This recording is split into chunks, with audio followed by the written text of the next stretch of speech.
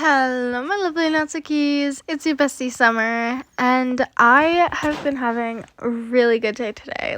I have been having the best day today. I've been making candy bracelets, not actual food candy, but candy KANDI.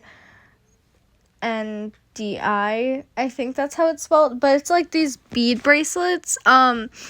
It's with pony beads and stuff, and I've been making those, and they've been really fun. I used to make them a lot, but I stopped making them for a little while because I ran out of beads, and now I'm making them again because I have the motivation to. And I've been hanging out with my family today, and we've been having fun. We had spaghetti for lunch. It was delicious. My mom is an amazing cook. And I cleaned my room today. I have so much laundry to do, but I have been actually doing stuff today, and I've been motivated and working and good, and I'm very proud of myself for it. Apologies for any background noise. I have 4 siblings, and all of them are home today. And my mom's out there right now because usually she's, not gone, but usually she's, either in her room or on the couch, reading, or she's, cleaning and stuff. But she's, out there making something right now. I don't know what she's making. I think she's, reheating the spaghetti or something like that. But yeah, any background noise is from them or our 2 dogs. So, yeah, apologies for any background noise. Just wanted to get that out of there now. My rat is not out this time. Surprise, surprise. It's because I have a guitar now, and it's out, it's on its stand right now, and I don't want him getting into it because he likes to climb on it. And not only would that be really annoying because I'd have to stand up and go grab him away from it every 5 seconds, but you would also hear the guitar strings in the background. So, apologies for any background sound. Congratulations to me for actually being motivated and doing stuff today. And that should be it. So with that out of the way, this is part 5, chapter 5 of It's a Reflex, a DPXDC podfic written by Coffee Loving Hermit and read by Summer Audio. Enjoy! The hunt for food. Bats and ravens eat moths, after all. Beginning chapter notes. I picture Tim just tearing into moss like that one meme, the drawn guy on all fours. Yeah, that's what I see Tim as. Even though it's actually Danny and Duke who are feral. Well, at least when Tim isn't dead-ass tired. You cannot believe how hard it was to not have Dick cussing in this. That man was fighting demons. Those demons were me wearing multiple bad disguises, and I won. My favorite misspelling this chapter was glarded for glaring. I'm Midwestern. I get to dig at my own region. I'm not from Illinois, which means I don't know exactly what slang they use, and the slang I do know is used by a select few towns/villages, and I'm not going to dox myself for incorrecting realism. Anyways, I broke the pull chain for my ceiling light when I was cleaning. Time to use my one useful life skill that school taught me, how to type without looking at the screen or keyboard. I'm using candlelight to combat the eye strain right now. Look at me, I'm so old-fashioned that I'm writing by candlelight at night. Please ignore the fact that I'm writing on a computer. I've also been playing Stardew, so there's that. Got the mine cleared in 9 days with a basic pickaxe, LMAO. We play hard. Heart emoji. I live in a village that's a Bortle 3, 2 if I walk a quarter mile out. So there's no outside light to help me, which is fine with me. I can look outside my bedroom window and see Orion, the Pleiades, Jupiter, Mars, meteor showers, and the aurora borealis on the occasion that it happens where I live. A finger poking his cheek woke him up. Moving his head to see who was poking him, Tim saw Dick, who was grinning wholeheartedly. "Wakey, wakey, moths and bakey. You, young man, have a cryptid hunt to do." Groaning at the idea of getting out of bed and moving, Tim closed his eyes again and didn't move. "Come on, Timmers, aren't you hungry for moths?" The poking returned, so Tim grumbled out, "Coffee, give."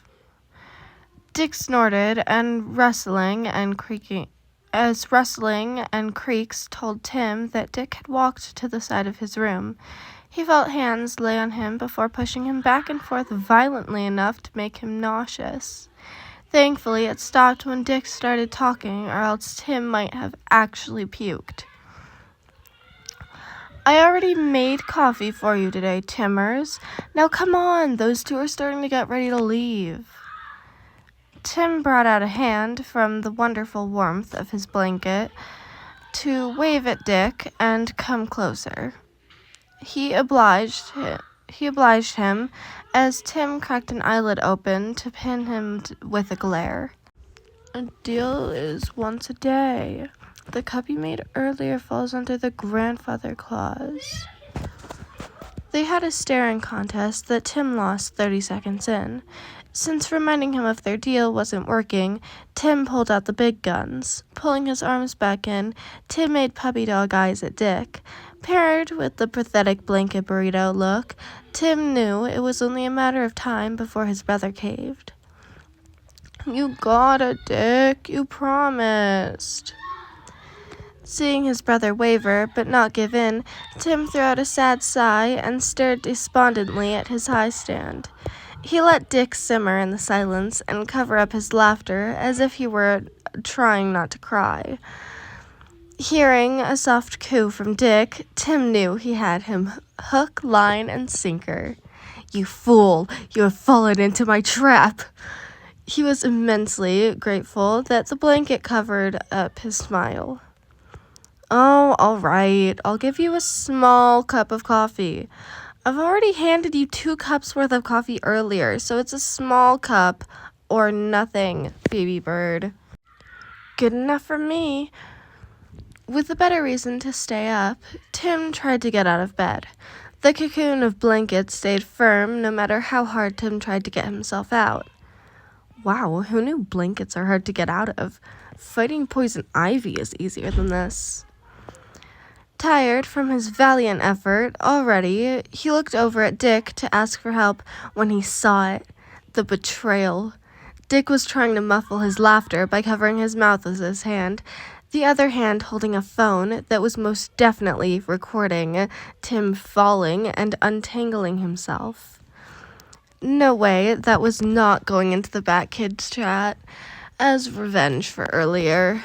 Imagining all his future torments at the hand of his family, Tim gave up and laid there staring at Dick despondently. "This is fine. I can just grow mold and be spoon-fed coffee and soup for the rest of my life." Seeing that Tim was no longer making a fool of himself, Dick put away his phone and just stood there with his hands on his hips, staring down at Tim with a raised eyebrow and smirking. Not one to back down, he glowered at his dick of an older brother. After a while, Dick just shrugged with a smarmy grin and began to walk out of Tim's bedroom. No, he won't make me coffee if I don't force him to. With the chances of getting Dick's legendary coffee, that is strong and delicious enough to literally raise the dead, quickly dwindling, Tim chose the fastest way to get out of the blanket cocoon. He started frantically wiggling and twisting his way forward and out. Tim got an arm free, so he grabbed onto his headboard and started kicking at the blanket. Struggling to get free took more effort than he was willing to admit, but finally kicking off the blanket from his ankle made him feel way more accomplished than he had any right to.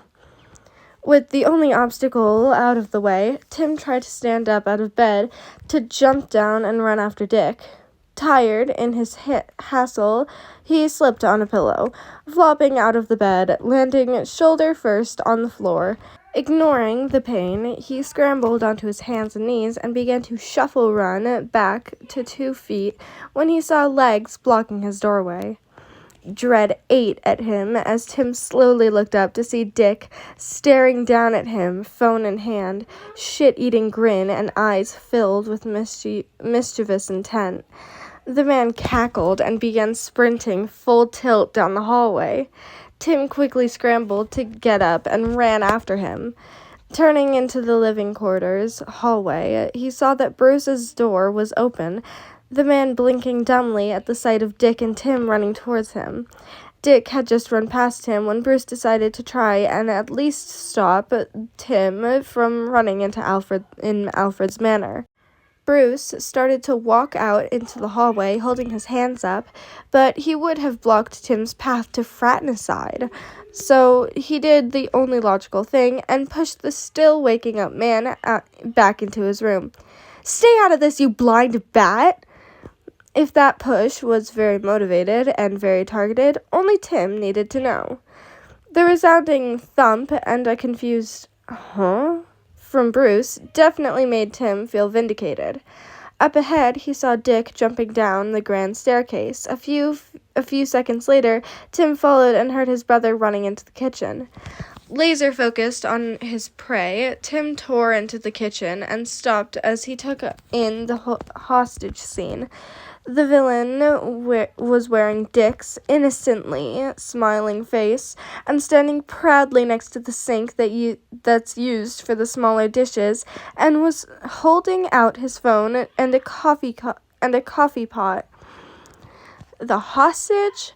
A freshly brewed pot of coffee, judging by the smell of the kitchen.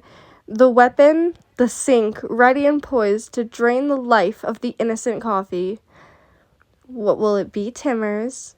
I can only keep holding one of these things for so long, you know. Dick let the pot slip a little. "Oh no, I'm losing my grip," his brother said blandly. "I don't negotiate with terrorists," Tim hissed out as he tried to formulate a plan to get the coffee that Dick had clearly made before waking Tim up. And Dick's phone. His brother's smile turned sharp. Dick lost his grip on the coffee pot, then bolted to the other side of the kitchen with his phone, and Tim screamed as he ran to the sink. Grabbing the edge of the sink, he saw that he was too late to rescue the hostage, and mourned the loss of caffeine. Slumping against the counter, he let himself slide down and onto the floor. Well, good thing I'm not a terrorist, then. Just someone who's good at misdirection and manipulation to get what I want. A cup appeared in front of Tim's face, which he automatically took. The smell of Dick's special coffee brought him out of his mourning as he quickly drank it. After he finished drinking, Tim reached up behind him and dropped the cup into the well of the sink. The pot and the cup clinked against each other, just as Dick held out a hand, which Tim took, and pulled him up. Along the way, he tried to grab the phone, but Dick's other hand smacked his. "You didn't have to do that just to make sure that I only drink 1 cup of coffee." Tim glared up at Dick, who just snorted and threw his thumb over his shoulder. Tim looked around him to see another pot of coffee sitting semi-full and unharmed on the island. Bastard. A hand on his shoulder stopped him from walking to the cupboard to get a clean cup. "No can do, Timmers. I said 1 small cup, and you just drank it. The rest is for Duke and Danny." Tim sighed because he couldn't just go against the deal they made, so he let himself be guided to a counter seat, then watched as Dick hummed a tune while he brought out and filled 2 metal bottles. Staring at them, he remembered that Danny had an interesting-looking thermos in his backpack. Maybe it's already being used for something? Or does Dick just not know that he already has one? At this point, I wouldn't trust Dick to find the sun. Talking far down the hallway brought Tim out of his thoughts. Listening in, he heard the voices of Duke and Danny, the 2 who were getting what was owed to Tim. Grumbling at the unfairness, Tim got up to ransack the snack cupboard in search of a pudding cup or two, and ignored Dick as he began wiping down the counters. Looks like Jason left before he cleaned up the kitchen. Dick deserves having to clean up after him. The asshole didn't need to waste perfectly good coffee like that. Tim had found his prizes and closed the cupboard, then turned around to grab a spoon and had a heart attack instead. He clutched at his chest as he tried to calm his heart rate and breathing. Duke was standing right behind him and wearing an easy grin. "That's a great idea, Tim. We might get hungry while hunting Mothman." Duke looked at Danny, who was standing behind Duke, and said, "There's a lot of snacks here, so take your pick." Straightening back up, Tim stepped around the two so that he could get that stupid spoon. Opening the cutlery door and picking out a spoon somehow drained the rest of Tim's will to be awake. Not wanting to waste the little energy he still had, Tim ripped off the pudding cup lid and began eating right above the still open drawer. "Alfred's not here to stop me." Tim distantly stared at the cutlery as he kept shoveling pudding into his mouth. "I'll just chuck them at Dick if I spill some." Noises faded away as the only thing that mattered was the pudding cup. Someone started to reach for his unopened one, so he stopped eating and hissed at them. The hand drew back, so Tim went back to eating, ignoring the snickering behind him. Tim finished off the first cup, so he put it on the counter and tore into the second one. With the violent crime of pudding murder complete, Tim felt more awake after having a coffee and some food. Tim couldn't help but mourn his sleep.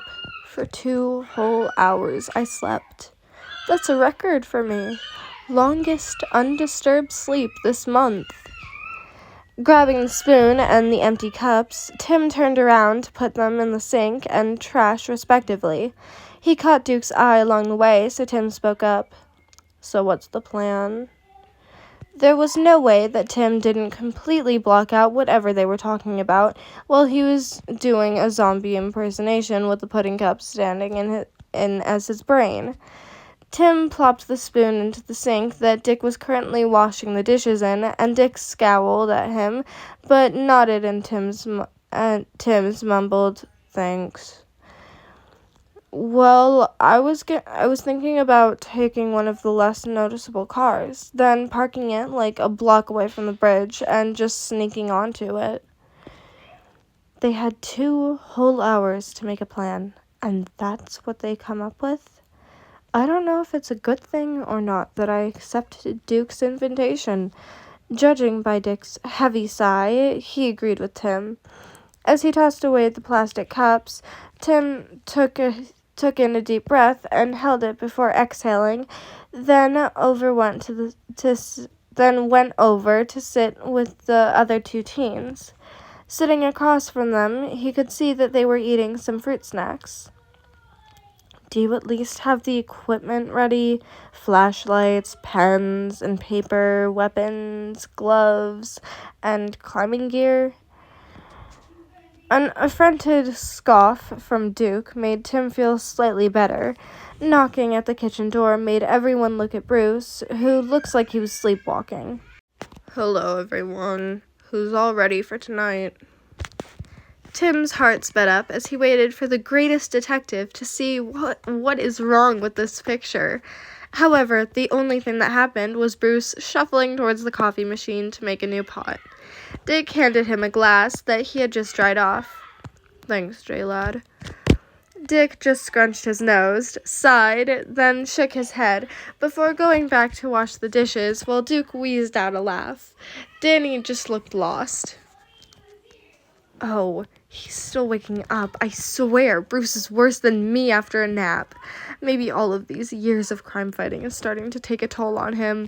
I'll talk to Dr. Leslie about it next time I see her." Bruce kept talking as he fumbled with the coffee machine.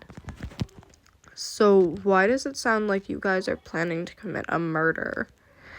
Tim couldn't help but grimace at how bad Bruce's situation and social awareness is. Batman knows everything! Shut up, me! One of the other two teens behind him laughed nervously. Tim was just busy staring down Bruce and trying to will him to turn around and see some random kid in his kitchen. Dick ignored the question, but took the fall for everyone else regardless. If you're so tired that you don't know who you're talking to, then you should go back to sleep. These past couple of weeks have been harder than usual, and you're juggling like 4 different things. Maybe once Alfred comes back, you should take a break. It's been months since you took a vacation. While Dick talked, Bruce looked up from where he was watching the coffee pot fill up to see Dick staring at him with a pinched expression. Bruce looked back at the pot and grunted. A beat later, he said, "After some deliberation, I understand now that you are right. Will you be taking over for me?" Tim scowled at the older man. As usual, straight to the point and drier than the Atacama Desert. Dick really shouldn't have to deal with this all the time. At least the demon brat uses tones when he talks. In response, Dick whipped his head around to stare gobsmacked at Bruce. "No, there's nothing that'll make me want to fill your shoes. The last time that happened was a nightmare that I'm still waking up from. What I mean is a vacation where you won't be thinking about stuff like that at all." He roughly yanked out the sink's plug. "You've taken breaks before, and we've handled everything just fine without you." Dick faced the other man to jab a finger into Bruce's chest. "A vacation where all aspects of you take a break, where you don't have to worry about every single little move that you make." Bruce pushed off Dick's hands and calmly poured himself a cup. Once the cup was full, Bruce responded, "I'll take everything you said into consideration. I'll talk it over with Alfred to work out a plan once he comes back." Tim looked at Duke and saw that he looked like a deer in headlights. While Tim normally just kept to himself and ignored their arguments, Duke hasn't been privy to the intense shouting matches that they rarely have nowadays. Just because Tim highly doubted that it'd get to that point at this moment doesn't mean that it's not a shock to see the unshakable dynamic duo being at odds with each other. Not to mention, flinging his eyes over to Danny made him frown at what he saw.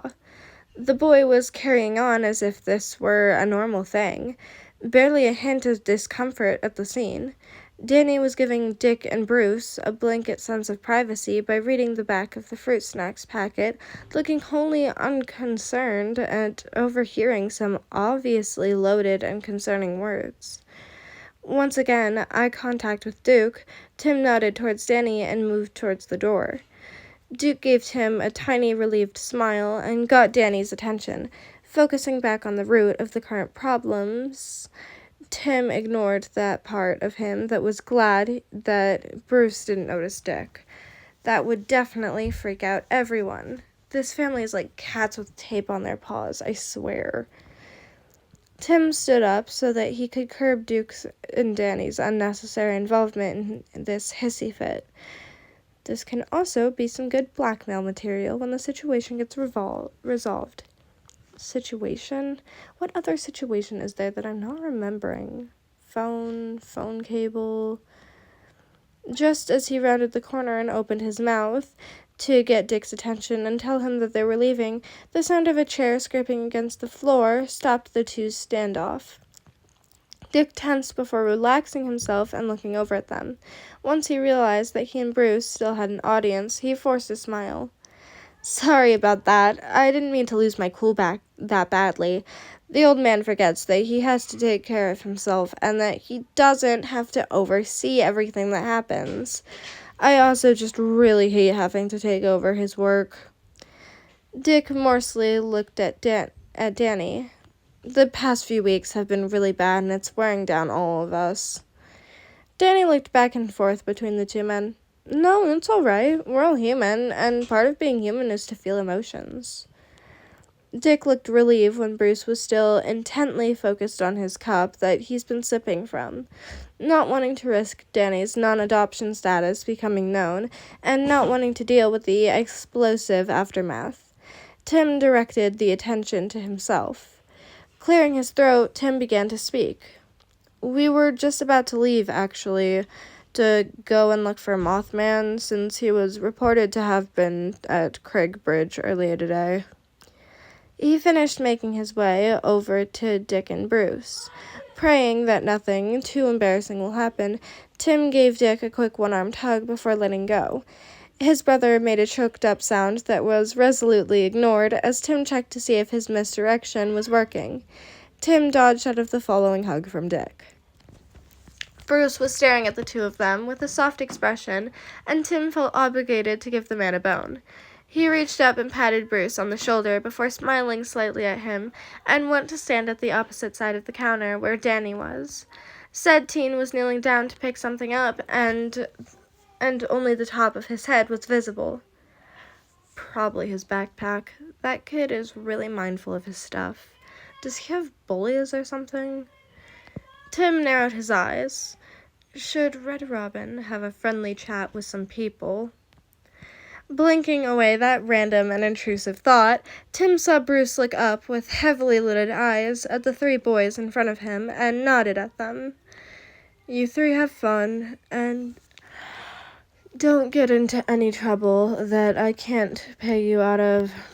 Don't get drawn into too much trouble. You know how Damien is. The man looked back down at his coffee, and Dick also squeezed Bruce's shoulder. No. Tim felt his faith in Batman be pulverized into dust and scattered into the wind. Why? He's staring right at him. And still didn't notice? Come on, at this point he didn't know whether or not to cry or scream. Maybe both. Both sounds good.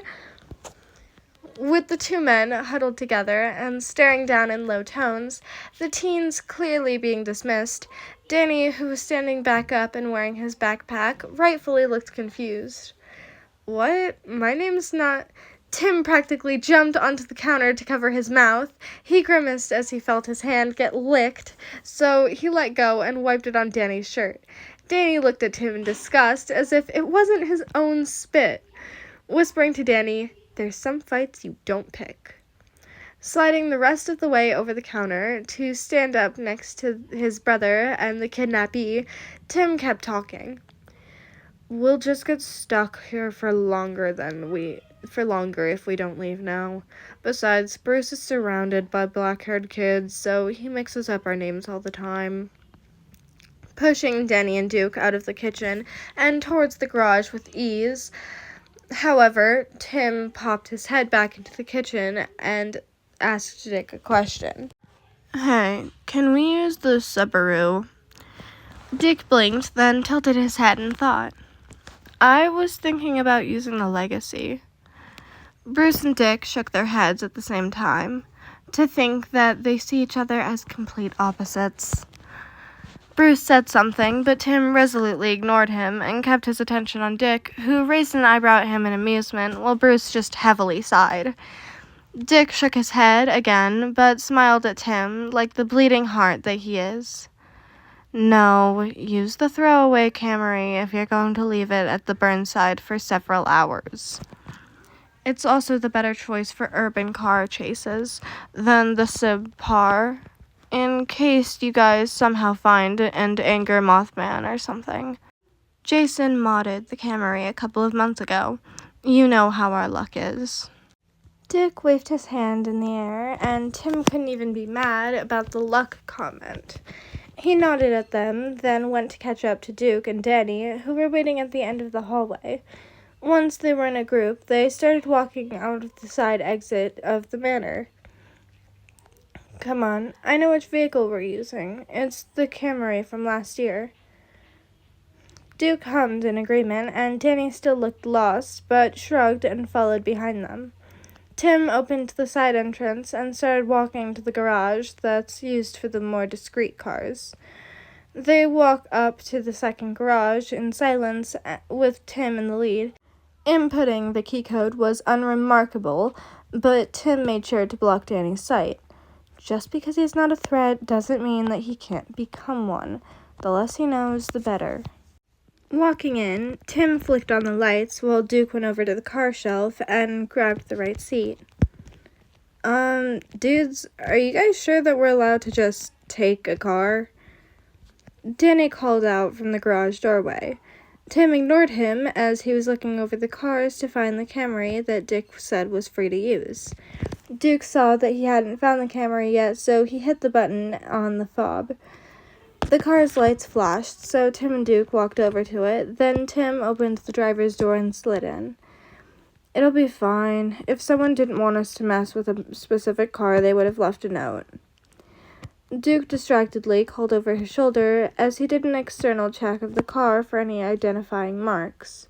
Tim grimaced as he hoped that this car hasn't been recently used by anyone else for their nightly habits. We really should make a system so we know which car is being used for undercover work instead of just guessing every time. Too bad we're all busy to figure something out like that. Not wanting to risk the chance of Danny not believing them, Tim doubled down. Yes, Bruce doesn't mind if we borrow a car as long as it and us come back relatively unscathed and unharmed. Duke popped up to Tim's seat and gave him a nod along with the keys.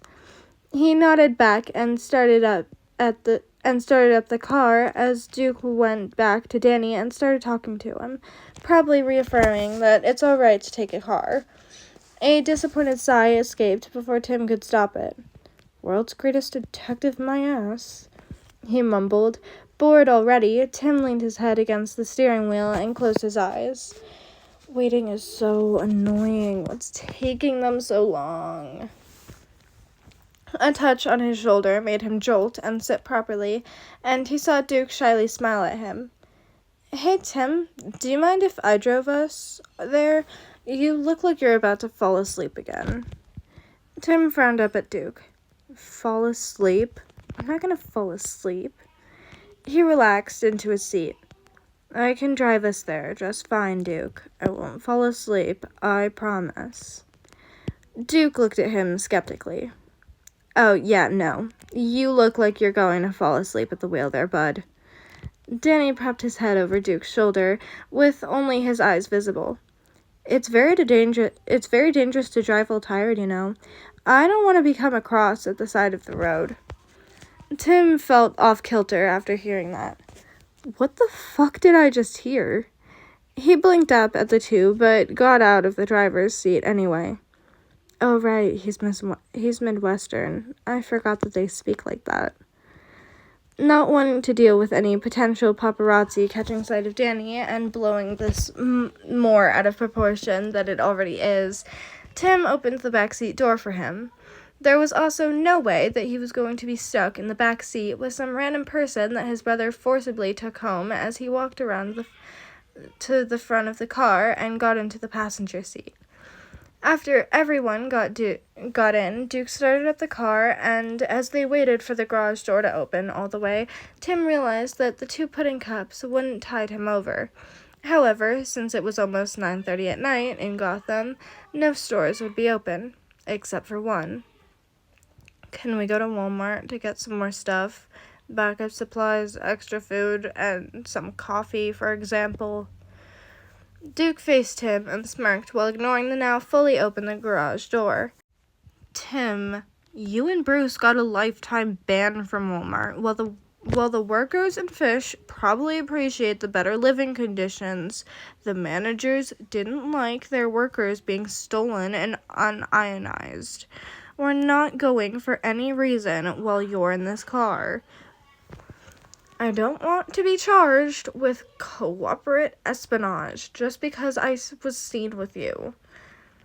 His brother faced forward and drove them out of the garage, and when Danny whistled, Tim glared at him through the rearview mirror. Coffee is enough reason to stop by. The gas station don't have the coffee that I want. Tim paused as he mulled over the hostage situation. The kitchen smelled like freshly brewed coffee, and there was 2 pots of coffee. A fresh pot of coffee that was full enough to be drank by 3 people. He probably didn't finish off the pot he made when I was eating. Dickhead, that asshole! Tim shouted at the car's roof. Luckily, Duke was well trained to swerve at sudden sounds. What? Why is he an asshole? Unluckily, Duke was also well trained to not let the mystery go. Luckily, Tim felt like letting his anger out on their going to be very unlucky brother. Glowering, Tim started patting himself down to find his phone. He made all 3 of us a pot of coffee. Where is my stupid phone at? There was a tap on his shoulder as he saw Danny holding out a backpack that looked like one of Dick's. Tim hesitantly took the bag, and Danny nodded at him to open it. Duke continued the conversation. What's that got to do with insulting him? As Duke spoke, Tim opened up the backpack to see that it had his phone, wallet, rope, and rock climbing gloves. When he took those out, he saw that underneath them, in his street clothes and tennis shoes, as Tim spoke, he looked down to what he was wearing and resigned himself to ironing out the wrinkles of his suit. He was going to give me coffee, even if I didn't bargain with him. Fantastic, Tim. Wearing your work clothes to bed. How did you even miss that? I thought I was going to get an extra coffee, but he tricked me. Sighing, he put the items back into the bag, but left out his phone, then looked over to Danny. Thanks, I didn't even realize that I was still in my suit. Sitting correctly in the seat, he finished with, I'll change in the car when we get there. With that, Tim turned on his phone to immediately text Dick, the dick. I can't believe he would do that. What the fuck, Richard? Tim sighed at himself in disappointment. Asshole. Only you can start a fire. Dig around and find out. Someone's, pointing up emoji, not feeling the Aster, heart emoji. Dig around and find out. After I pack your bags and made you coffee, SMDH, frowning emoji. I don't waste coffee for a cruel prank. Only you can start a fire. Your crimes shall never be forgiven nor forgotten. Only you can start a fire. Dig around and find out. Eye rolling emoji. Dig around and find out. Okay, edgelord, thumbs up emoji. Whatever you say, giggling emoji. Dig around and find out. Have fun with your brother. LYSM. Heart. Duke broke the silence with, well, Tim, looks like you're getting that coffee you hate, or not at all. Tim decided to leave Dick on red, and paid attention to the better sibling. The last person who used this car didn't fill it up, so we're gonna have to make a stop at the gas station. Can you check which one's still open? He leaned into Duke's space to look at the gas gauge. We could make it back to the manor without stopping, but that's only if nothing happens. Duke's right, we need to make a pit stop. Tim looked at the clock, which showed that 5 minutes had passed. There's a 6th gas station still open in Bristol and Burnside. The closest one is right next to the off-ramp at Deaney, but it's going to close at 10 p.m. Duke nodded and motioned to the digital dashboard, so Tim started putting in the address. There are times that I forget just how much you know about everything, and then you do things like that. Despite his words, Duke didn't sound all that creeped out. However, Tim, I don't trust you to not do anything weird and get us banned from a gas station, so you stay in here. I already know what snacks you like, and I'll get you a double shot mocha, if I see any. Hey, Jenny, is there anything you want from the stop?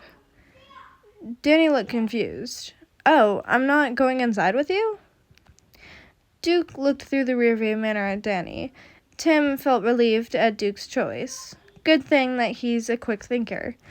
No need to let this random teen get chased by the paparazzi just for being seen with a Wayne or two. No, Gotham can be pretty dangerous at night, and I know how to protect myself. Not to mention that Tim and I are easily recognizable since we interact more with the public than the others. The less you're seen with us, the better, until you're comfortable with getting a lot of attention really quickly. Danny blanched and quickly shook his head. Tim cleared his throat. Besides, Duke got to talk to you for several hours, while I had one conversation that was rudely cut short. Glaring at Duke, he huffed, then turned around to look at Danny. I want to ask you some stuff about earlier conversation, anyways. The boy looked off into the distance as he thought about it. I guess I can talk about it. Though, Duke, are you sure that you'll be alright going in alone? Said teen snorted. It's not that I don't doubt you. It's just they say safer in numbers for a reason, and yeah. Danny looked down at his lap where he was twiddling his thumbs. Danny, I'll be fine. A part of being a hidden meta is that people don't expect it, and I know how to hide my powers during a fight. Tim here is also pretty paranoid, so if anything happens that's out of my control, he'll get the appropriate people here in no time. Duke smiled, and the other teen finally relented. Which was good, because they had just turned onto the off-ramp of Dini Bridge. The civilians must really not like Mothman. The traffic is still way too light, though it probably doesn't help that Duke has a lead foot. Oh well, I still have Bruce's credit card, so it's not going to be us paying for a speeding ticket to begin with. Danny, meanwhile, didn't look placated, but responded anyways. No, I'm fine with what we had earlier. Thank you, though. Pulling into the gas station was a quiet affair that wasn't broken until Duke stepped out of the car. Tim started speaking. So, Danny, is there more about that billionaire you were talking about earlier that you can tell me? Said teen looked at Tim with suspicion, so he hurried to explain more. It's just that he sounds very familiar, and I wanted to see if I was thinking of the right person. Danny was still staring him down with narrowed eyes, but relaxed a little. If anything, he seemed kind of amused. Eventually, he nodded and began speaking. He's a brooding vampire wannabe who likes cats way more than he should. He's got the classic vampire look, pointy things on his head, and has a cape too. Tim can feel the headache getting worse because all of that really doesn't clear up if Danny is talking about Batman or not. Closing his eyes and leaning back in the seat didn't help as much as he had hoped. Not enough evidence. Is he just dropping hints that he knows about Batman, or is there someone that we have to look into really closely? Pinching between his eyes to curb the headache can only do so much nowadays. I miss the simpler times.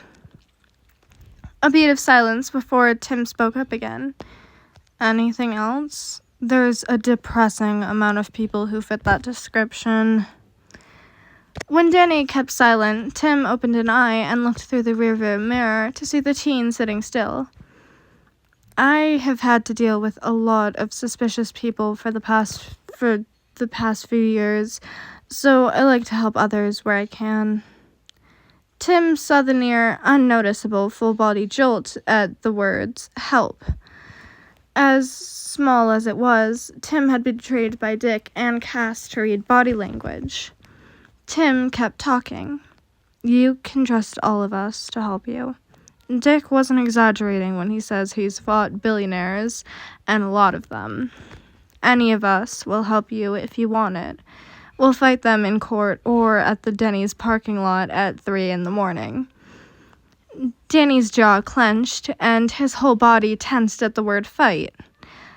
Okay, this'll be a Denny's parking lot type of thing then. The question is if we can get away with setting civilian Dick and Jason on that fucker before or after the bats and birds take out the trash. Though it would be pretty funny to see Brucey Wayne throw hands. He can't just do fisticuffs with another billionaire over Danny. Wait, isn't there... His heart rate picked up as a piece started slotting into place. There's only one billionaire who's in direct contact with Danny. Just because he doesn't fit the description doesn't mean that he can't have a secret identity, like Bruce and Queen do. Though, considering his reactions to the words help and fight, it seems like it's more of a Lex Luthor type of secret identity. His brain went into overdrive as Tim started going through all of the documented events where Danny and Masters interacted. He only remembered seeing a few public events. Even then, Tim didn't put much thought into doing more research other than seeing that they happened. Internally cursing himself at relaxing after the false alarm, Tim went to put out his phone to message Dick when movement caught his eye. I figured out the who. Now it's time to find out the why. Looks like the why will have to wait for a bit, though.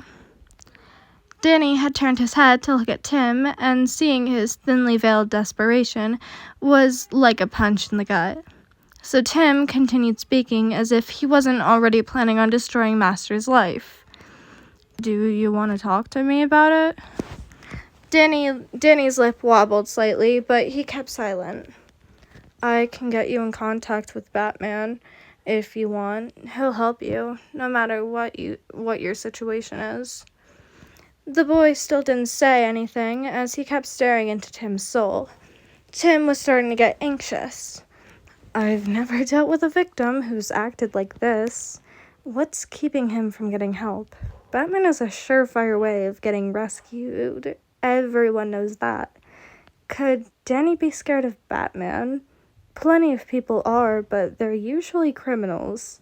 Should I bring Dick back into this then? He knows how to deal with victims when they get like this, right? Okay, no Batman then. What about Nightwing? Everyone knows that he doesn't work under Batman anymore, and I know for a fact that he strictly follows case confidentiality. Nightwing won't talk to anyone about it unless you want him to. Please accept the help. I really don't want to have to go behind your back. Maybe if this was happening when he was Red Robin, it wouldn't be affecting him as much as it is. Being just him makes it feel upfront and personal. At least with being Red Robin, he could pretend that this is just another case, that it's not connected to a civilian that his brothers accepted as family, that he himself has somehow, somewhere along the line, also grown fond of. Danny's eyes flickered toward the gas station, and Tim saw that Duke was walking back to the car. I'll think about it. I'm not the only one who will be caught in the blast if this explodes in our faces. The car door opened, and a shopping bag got thrown at Tim, who let it land in his lap. When Duke sat in his seat, he rose an eyebrow as he took in the tension. Do you want to share with the class? Danny and Tim looked at each other, then Tim shrugged. I'm not going to share that very concerning information with Duke, unless Danny's not around. He can just deal with it for now. Tim absent-mindedly shoved the plastic bag into the footwell for later. With neither of them saying anything, Duke shrugged, then started up the car and drove away from the highway. Duke, are we not getting back onto the highway? Danny leaned forward and put an arm on the middle compartment. Duke chuckled and pointed down the street that they had just turned on. The bridge is right there. It did take longer getting on and off of the highway than it would to just drive straight down Gillison. If it wasn't so damn foggy, you'd be able to see the bridge right now, but Gotham doesn't have agreeable weather. Tim has a love-hate relationship with the fog in Gotham. It made for really good atmospheric shots, but it also raised the risk of getting caught taking photos of his family as a kid.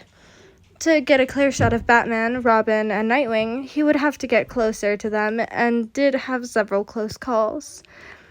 Actually, this would have been perfect scene for photos. Tim groaned as he slumped further into his seat.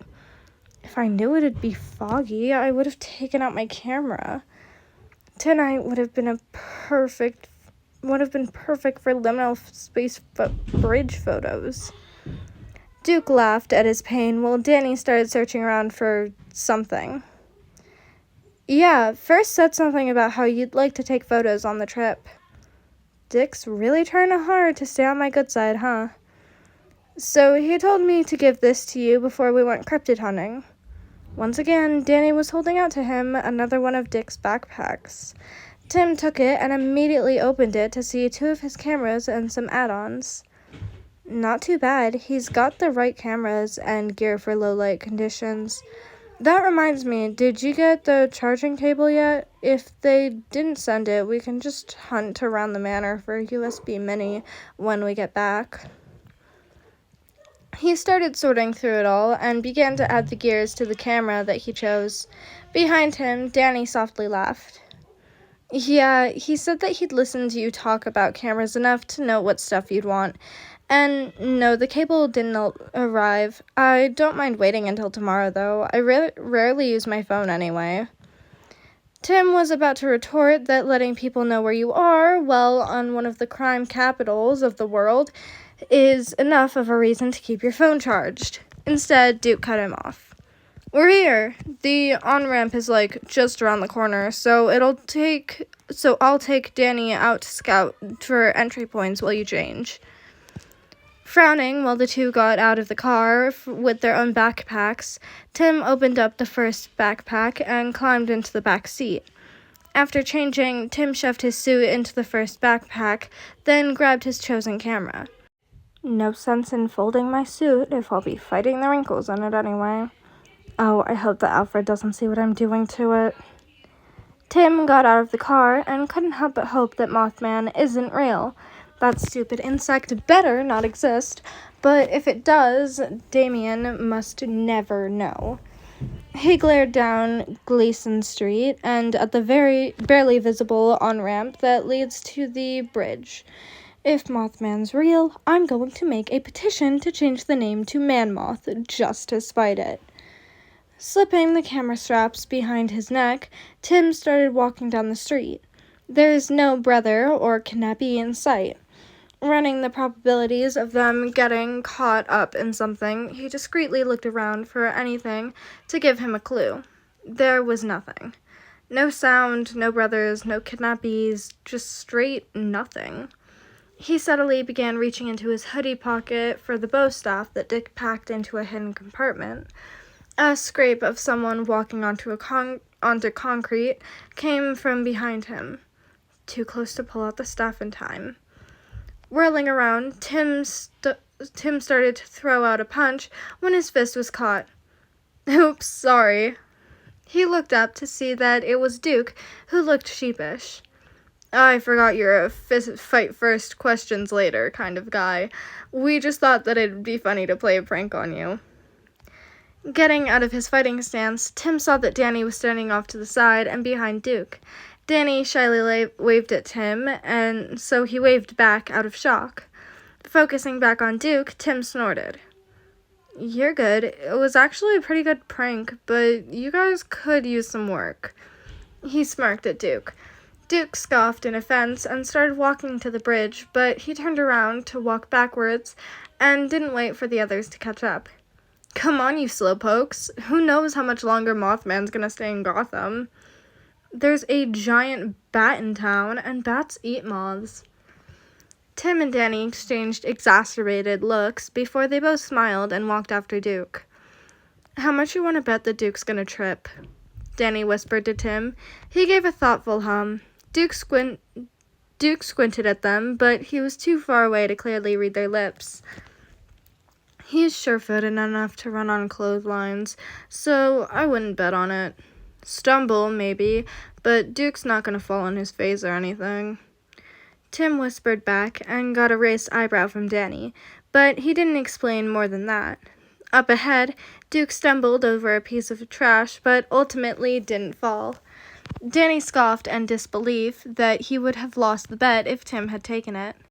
"So what are you two whispering about back there?" Duke called out. His brother apparently decided that it'd be better to stand and wait for them to catch up rather than continue walking backwards. Tim smirked as Danny laughed at Duke. Nothing.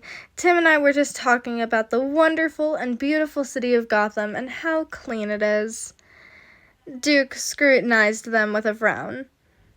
"I promise we weren't doing anything else."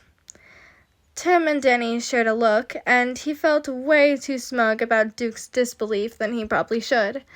They caught up to his brother, who just rolled his eyes and waved at the on-ramp. "It's not blocked off, so we can just walk right on. Don't know why the police didn't secure the bridge properly, but this makes it easier for us." "Well, the GCPD is corrupt as hell. They probably didn't even bother setting up a boundary, or just took it down after looking for Mothman and didn't tell anyone," Tim said, then looked over Danny's head to very pointedly make eye contact with his brother. Duke mouthed, "No working cameras, no cops either."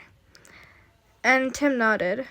Duke might have only been in the game for less than a year, but he's definitely good at what he does. They silently walked up the ramp and kept watching for anyone trying to stop them or for anything flying. Eventually, the group walked onto the bridge without incident, and there was a slight, silent but collective sigh of relief from them all. Tim took his chance to case the bridge and used his photography hobby as an excuse to walk away from the other two. "These photos are going to look amazing. The scene is perfect." While Tim was taking test photos of the bridge and adjusting the camera settings, the other two were chatting.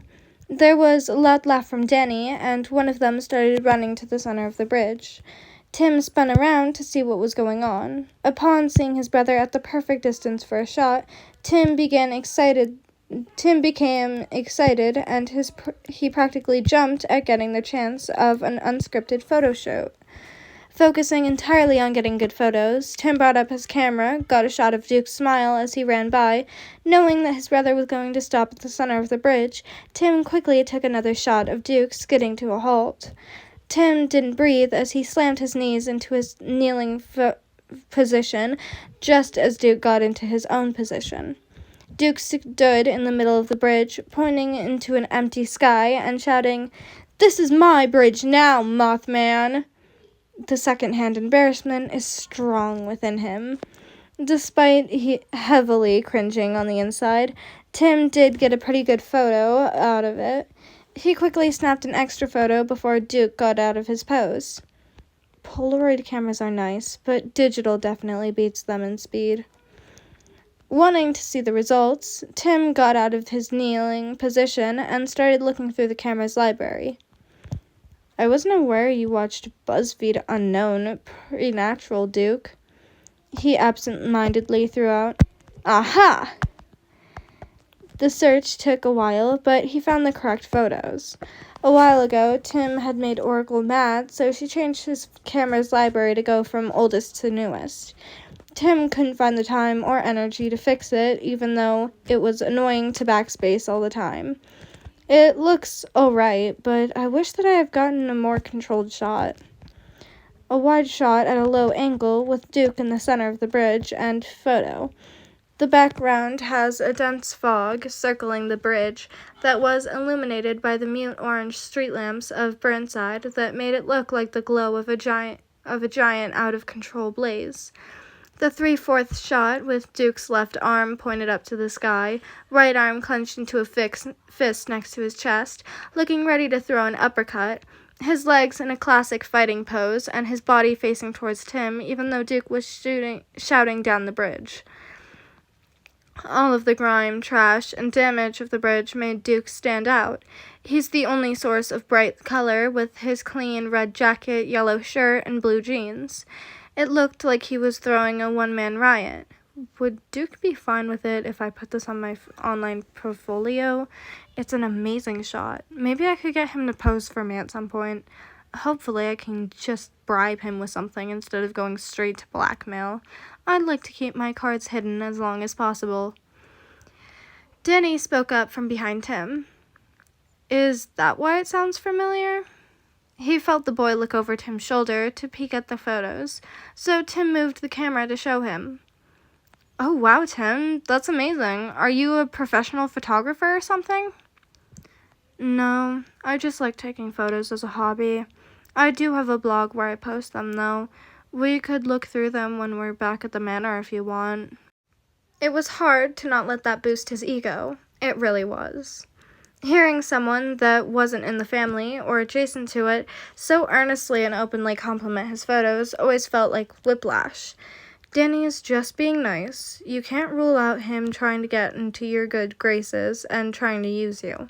He's not to be trusted until he's proved he's trustworthy. Duke apparently had enough of taunting Mothman and practically sprinted to meet up with the two. Bridges are my thing, Tim. I can't let Mothman steal my brand. The teen slung his arm around Danny and also looked at Tim's photo. Tim rolled his eyes at Duke, but let him look at it without any fuss. I am well aware of your affinity for Bridges, and I fully support your stunts. But please, for my emotional well-being, stop. Just stop taunting fake cryptids. Every time you do something like that, it feels like I'm going to die from secondhand embarrassment. As the resident stunt bridge jumper, I claim all bridges in Gotham. No stupid cryptid is going to come on my turf and disrespect me like that. I gotta let them know who's boss round here. Duke was still examining the photo, but didn't grab the camera out of Tim's hand. Good. Looks like he remembered the last time someone tried to do that, Tim thought with a smirk. Danny spoke up. You jump off bridges in your free time? Are you gonna be safe about it, dude? Duke and Tim looked frantically at each other for a beat before Duke took the plunge for both of them. How do I forget that he doesn't know? Duke looked into the fog and laughed nervously, then slowly said, Yeah, I actually thinking back on it, hearing that without context probably doesn't make it sound all that good. Tim slapped at Duke's arm for drawing this out. No, it really doesn't. I also doubt that even with context, it wouldn't sound better. Danny got out from Duke's hold and began looking him over. You're not hurt from doing that stuff, are you? Bridge jumping is dangerous even with proper precautions and equipment. Duke coughed into his fist while Tim scrutinized Danny. That's totally not suspicious at all. Tim spoke. You just know something like that? Seems like you're speaking from personal experience there, Danny. Said teen huffed and met Tim's gaze with his own. No, I just know a person who has experience with doing stunts. He used to be a stuntman, but he got into a bad motorcycle accident and was forced to quit. Duke and Tim exchanged concerning glances. There wasn't anything I found that showed he knows a stuntman. Granted, it only covers digital and paper trails, but still. Luckily, Duke was still new to the family, so he still knows how to talk to people outside of the family.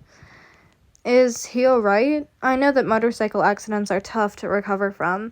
Was he able to get a new job, at least? Something about what Duke said made Danny snort. Struggling, Danny smirked as he walked back to Duke's side. He doesn't have to worry about getting a job anymore.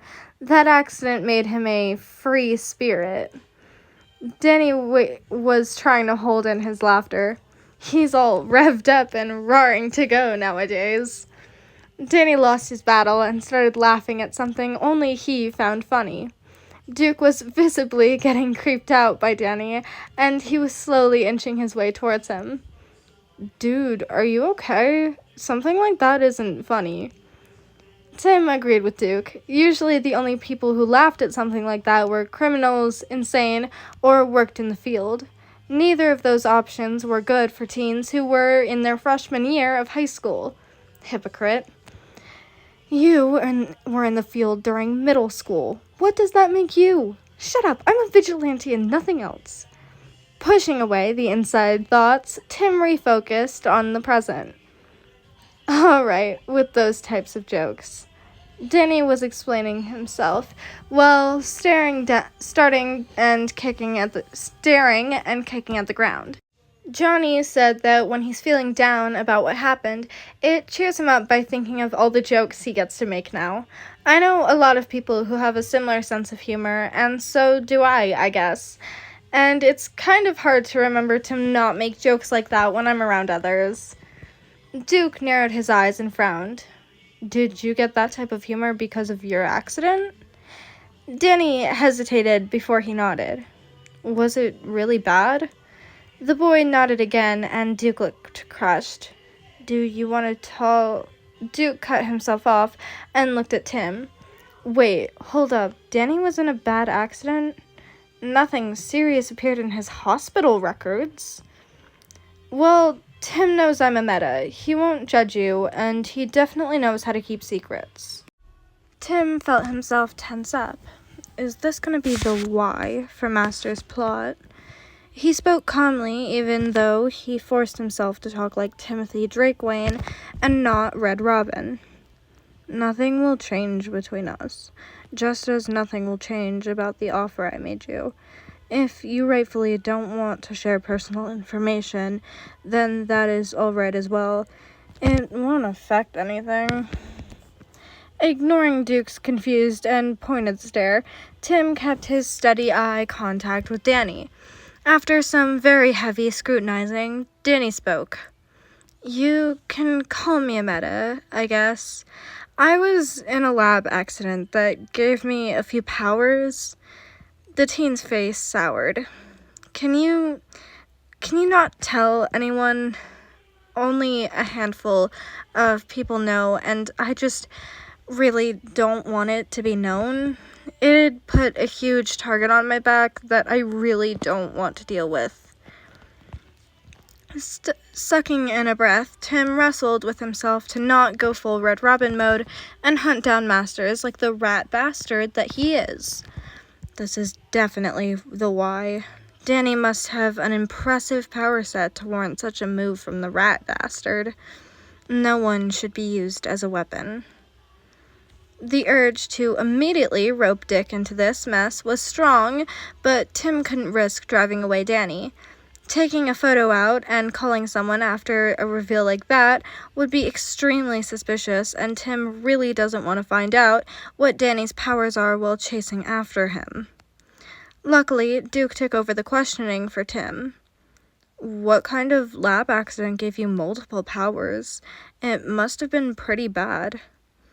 At that, the other teen stared off for a while before shaking himself back into the present.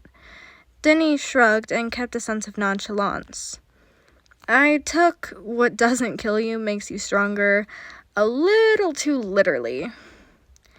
Tim felt his blood pressure rise at that complete blaze trauma dump from a civilian who lives in a safe area. Considering his prior words and actions, I really hope that this is not a play on words. Tim worked up the courage to talk and ignore the dread that was building up. Do I want to know how literally? There was no hesitation when Danny responded, Probably not. Danny just shrugged like he didn't hint at something truly terrible. In response, Duke reached out to hold on to the other teen's shoulder. Danny looked at Duke in confusion, and Tim just felt anger break free from a part of him that he has shoved deep down. The part of him that is still Robin, desperate and angry after the loss of his hero that was taken advantage of by his biological mother and killed away too young. Here he is, finding his new normal, and scared of his meta status and afraid to receive help. Did he even get proper help after his lab accident? Tim tried to ignore the insidious thoughts that whispered to him that Danny got into an almost lethal lab accident, that Danny's parents are scientists that are publicly known to have their lab inside their house. He's obviously scared of people finding out about his powers, so scared that he'd rather keep silent about why exactly a creepy billionaire wants him than reach out to get help. A real scum of the barrel person that his own parents trust Danny with. At the thought of Danny's parents, Tim fought off the urge to scowl as his opinions of them got worse and worse. Even though he's made it clear enough his dislike towards Masters that even I could tell just by skimming the media articles. This is not a situation that I can handle by myself anymore. I'm too emotionally compromised with this case to give Danny the justice he deserves. I'll be bringing this to Nightwing the second I get the chance. Laughing nervously at the brothers' continued silence, Danny took off Duke's hand and waved a hand at the other side of the bridge. Well, I'll just walk over there, see if Mothman's there, you know? The teen stood there for a moment before slowly walking away, then started jogging to the other side. Duke took in a stuttering breath, and Tim unclenched his fists. They exchanged a look that confirmed that the other was planning something and that they'd help each other. His brother scrubbed at his face before turning around to lean against the rail and watch the river. Glancing back at Danny showed that the boy was trying not to cry. Not wanting to interrupt a clearly private moment, Tim looked back at Duke and contemplated. Dick always says that the best medicine is laughter. Might as well give it a shot. He's the emotionally adjusted one in this family, so he can't be wrong about that. Tim slowly walked over to stand next to Duke and stared off into the foggy river below, trying to look sophisticated and serious as he leaned against the railing.